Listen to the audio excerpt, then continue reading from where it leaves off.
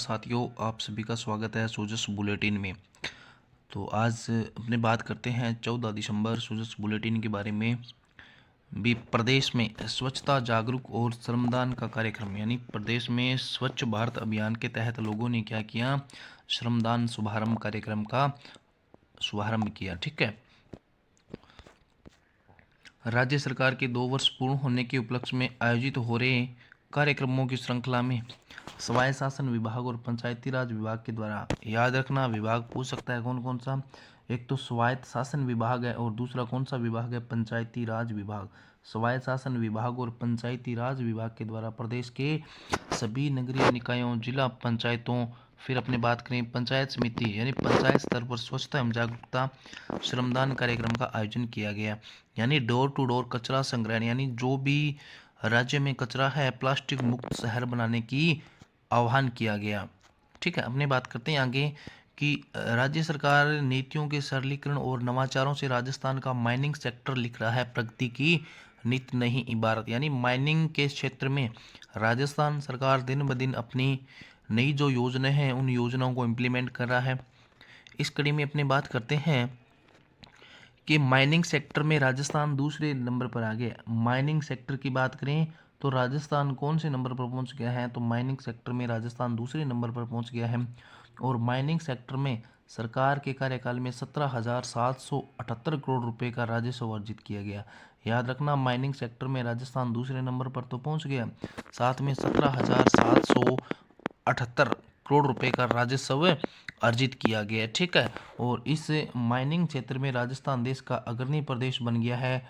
और minings block की बात करें तो 8 माइनिंग्स ब्लॉक्स की नीलामी प्रक्रिया को प्रारंभ कर दिया गया। तो याद रखना, राजस्थान सरकार का माइनिंग के क्षेत्र में एक नया कदम है।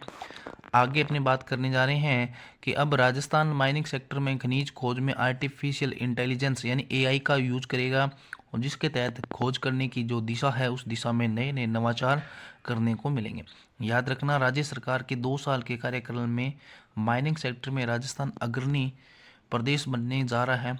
और इस कड़ी में बात करें तो राजस्थान खनिज नीति 2024, राजस्थान खनिज नीति 2024, राजस्थान एमसैंड नीति 2024।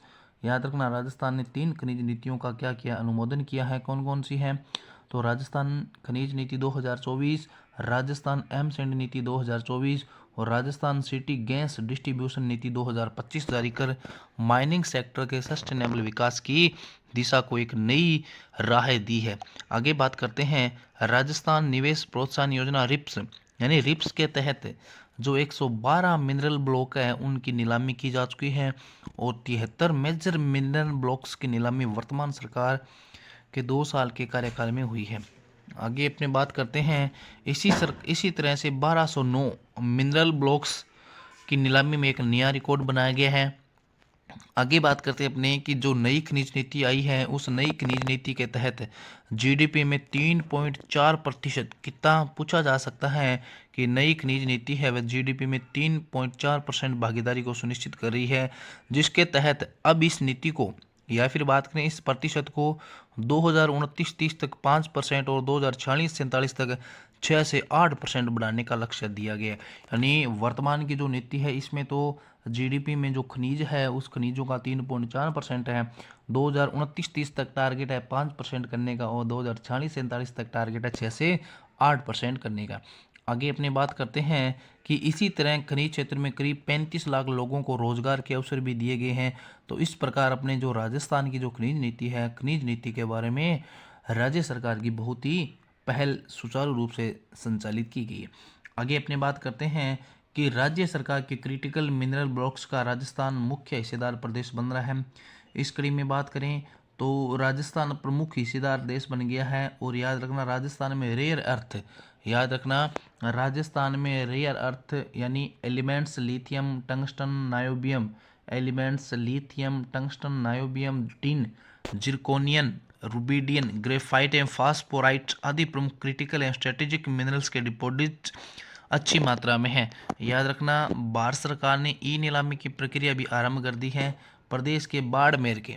याद रखना, भारत सरकार के द्वारा भी राजस्थान में ई नीलामी की प्रक्रिया को प्रारंभ किया गया। कहाँ से, तो याद रखना बाड़मेर के सिवाना सिवाना, रिंग, जालोर व नागौर में दुर्लभ व आज के समय में महत्वपूर्ण रेयर अर्थ एलिमेंट्स के भंडार मिले हैं। श्री गंगानगर की बात करें तो हनुमानगढ़ और गंगानगर में याद रखना पोटाश के भंडार मिले हैं। नागौर में टंगस्टन के भंडार है, याद रखना।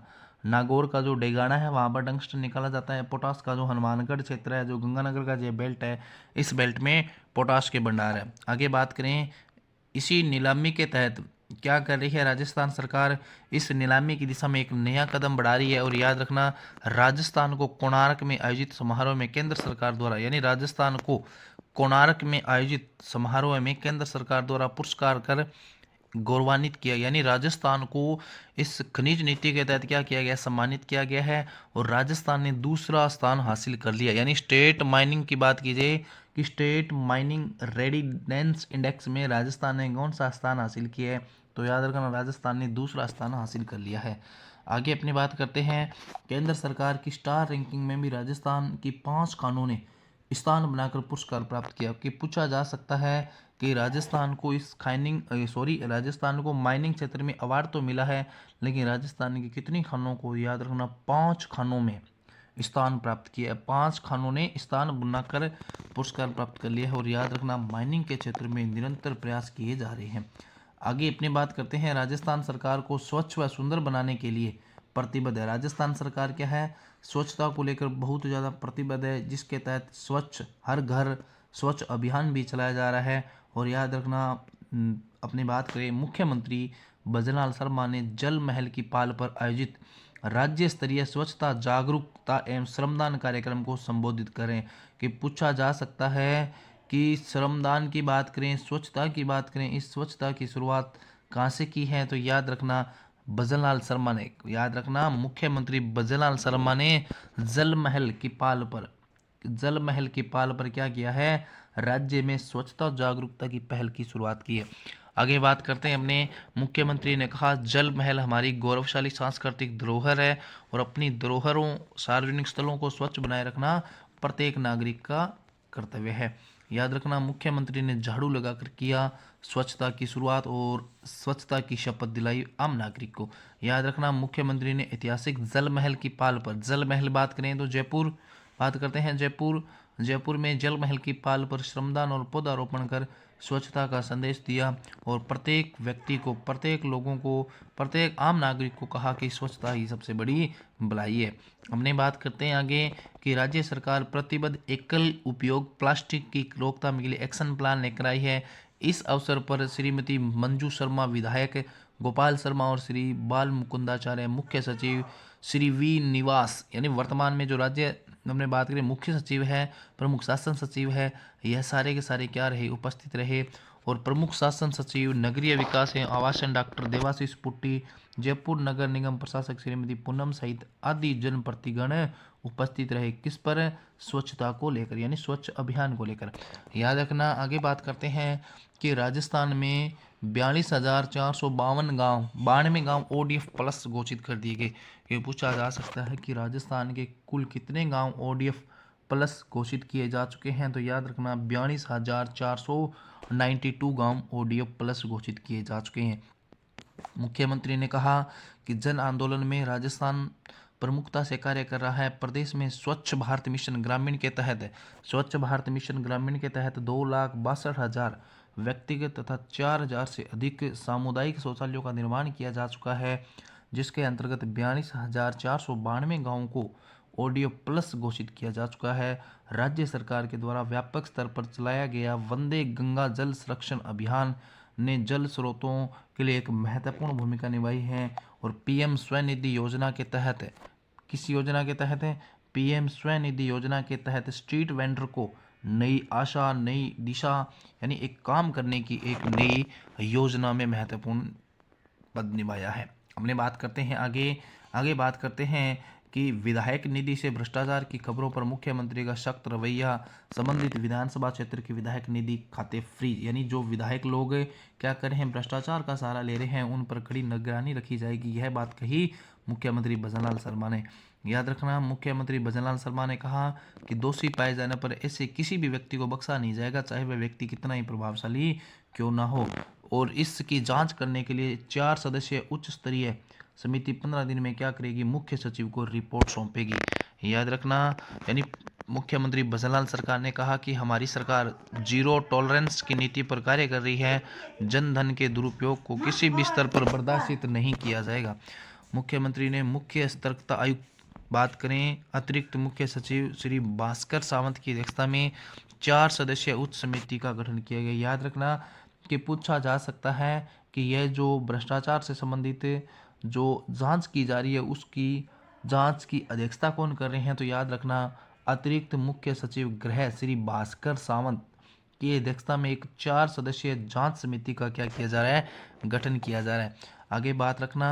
आगे बात याद रखना कि इस समिति में शासन सचिव किस किस को शामिल किया गया है, तो शासन सचिव पंचायती राज श्री जोगाराम पटेल है, जो शासन सचिव वित्त श्री राजन विशाल को सदस्य है, विशिष्ट सचिव गृह विभाग श्री मनीष गोयल को सदस्य बनाया गया है। तो इसमें 3 सदस्य बनाए गए, कौन कौन से, एक तो जोगाराम पटेल को, दूसरा राजन विशाल को और तीसरा मनीष गोयल को सदस्य बनाया गया है। यह समिति क्या करेगी, 15 दिन में अपनी जांच सौंपेगी और इस जांच के आधार पर उनकी कार्यवाही सुनिश्चित की जाएगी। याद रखना, मुख्यमंत्री के निर्देश पर खिमसर हिंडौन एवं बयाना विधानसभा क्षेत्रों के विधायक स्थानीय क्षेत्र विकास निधि के खातों को फ्रीज कर दिया गया। यानी जो एमएलए विधायक को से जो रुपए दिए जाते थे उन रुपयों को क्या कर दिया गया, फ्रीज कर दिया गया है, क्योंकि भ्रष्टाचार की जो खबरें सामने आ रही है उन खबरों को लेकर। याद रखना, मुख्यमंत्री के निर्देश पर सरकारी मुख्य सचेतक द्वारा यह प्रकरण संबंधित विधायकों के विरुद्ध जांच के लिए विधानसभा की सदाचार समिति के समक्ष रखने की विधानसभा अध्यक्ष को प्रेषित कर दिया गया है। अपने बात करें कि मुख्य सचेतक जोगेश्वर गर्ग को बनाया गया था। विधानसभा अध्यक्ष श्री वासुदेव देवनानी ने भी इस प्रकरण पर संज्ञान लिया है। आगे अपने बात करते हैं कि मुख्यमंत्री ने गौ सेवा से की शुरुआत। मुख्यमंत्री ने कहा कि हम क्या करेंगे, गौ सेवा की क्या करेंगे, शुरुआत करेंगे। राज्य सरकार की दूसरी वर्षगांठ पर सोमवार को विभिन्न आयोजन होंगे। चिकित्सा संस्थानों में 22 मदर लैब्स पूछी जा सकती हैं कि चिकित्सा संस्थानों में कितनी 22 मदर लैब है, 800 स्पोक्स का शुभारंभ किया जाएगा। राज्य स्तरीय विकास प्रदर्शनी का उद्घाटन भी होगा। राज्य सरकार ने कहा कि 15 दिसंबर को अपने जो 2 साल का कार्यकाल पूरा हुआ है उस कार्यक्रम को सफल बनाने के लिए यह राज्य सरकार ने कदम उठाया है। याद रखना, मुख्यमंत्री भजनलाल शर्मा सांगानेर स्थित पिंजरापोल गौशाला में जाकर गौशाला यानी गौ सेवा करेंगे। पूछा जा सकता है कि कौन सी गौशाला है जहां पर गौ सेवा करेंगे, तो सांगानेर की पिंजरापोल गौशाला में जाकर गौ सेवा करेंगे। और याद रखना, इसके पश्चात वह सांगानेर क्षेत्र में ही आयोजित रक्तदान शिविर में पहुंचकर रक्तदाताओं का उत्साह वर्धन करेंगे। याद रखना, श्री शर्मा ने कहा कि प्रदेशवासियों को स्वास्थ्य के क्षेत्र में सौगात देते हुए चिकित्सा संस्थानों में आउटसोर्स मोड पर 22 मदर लैब और 800 स्पोक्स का शुभारंभ किया जाएगा और वे 1000 दिव्यांगजनों को विभिन्न सहायक उपकरणों का वितरण करेंगे। कार्यक्रम में प्रदेश के राजकीय विद्यालयों में नेत्र जांच शिविर का भी शुभारंभ किया जाएगा और मुख्यमंत्री जवाहर कला केंद्र में आयोजित राज्य स्तरीय प्रदर्शनी का भी शुभारंभ करेंगे। याद रखना, आगे क्या कहा जा रहा है कि प्रदेश भर में आश्रय स्थल बन रहे हैं बेसहारों का सहारा। राज्य सरकार 138 नगरीय निकायों में लगभग 12,000 व्यक्तियों की क्षमता के 238 स्थायी आश्रय स्थल हो रहे संचालित। यानी राज्य सरकार जो नए जो आश्रय स्थल है उन आश्रय स्थलों की क्या ले रही है, जान पहचान कर रही है और उन आश्रय स्थल में रहने वाले लोगों की क्या कर रही है, सेवा पानी का आदरभाव दिखा रही है। तो इसी प्रकार अपने बात करते हैं आगे कि वर्ष 2024 की शुरुआत में मुख्यमंत्री भजनलाल शर्मा ने संवेदनशीलता का परिचय देते हुए रैन बसेरों में रह रहे लोगों के बीच पहुंचकर उनकी हालात पूछी और उन्हें कंबल भी वितरित किए। तो थैंक यू दोस्तों, बहुत बहुत धन्यवाद।